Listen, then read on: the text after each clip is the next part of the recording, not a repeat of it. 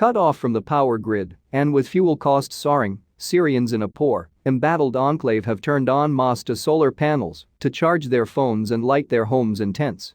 When the Syrian government attacked their village, Radwan al-Shimali's family hastily threw clothes, blankets, and mattresses into their truck and sped off to begin new lives as refugees, leaving behind their house, farmland, and television.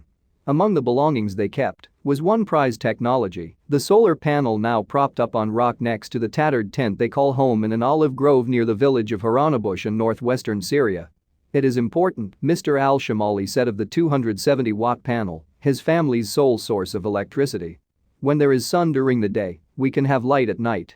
An unlikely solar revolution of sorts has taken off in an embattled, rebel-controlled pocket of northwestern Syria, where large numbers of people whose lives have been upended by the country's 10-year-old civil war have embraced the sun's energy simply because it is the cheapest source of electricity around. Solar panels, big and small, old and new, are seemingly everywhere in Idlib Province along Syria's border with Turkey, rigged up in 2s and 3s on the roofs and balconies of apartment buildings, perched atop refugee tents and mounted near farms and factories on huge platforms that rotate to follow the sun across the sky. Many in the West view solar panels as a sign of affluence, and wealthy countries like the United States have invested billions of dollars to promote alternative energy. But the solar boom in northwestern Syria is unrelated to fears of climate change or a desire to reduce a carbon footprint.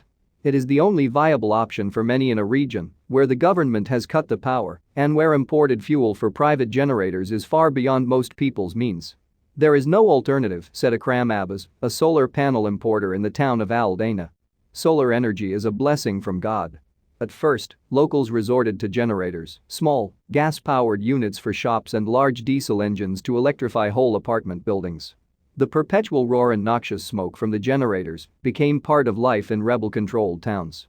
For a while, most of the fuel came from oil wells in eastern Syria controlled by the Islamic State.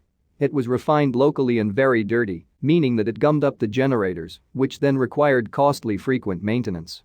By the time the Islamic State lost its last patch of territory in Syria in 2019, the Northwest was importing fuel from Turkey that was much purer but cost more than twice as much, now about $150 for a 58-gallon barrel of Turkish diesel, compared with $60 for a barrel from eastern Syria a few years ago. That price spike pushed customers into the arms of solar power, said Ahmed Falaha, who sells solar panels and batteries in the town of Binnish in Idlib.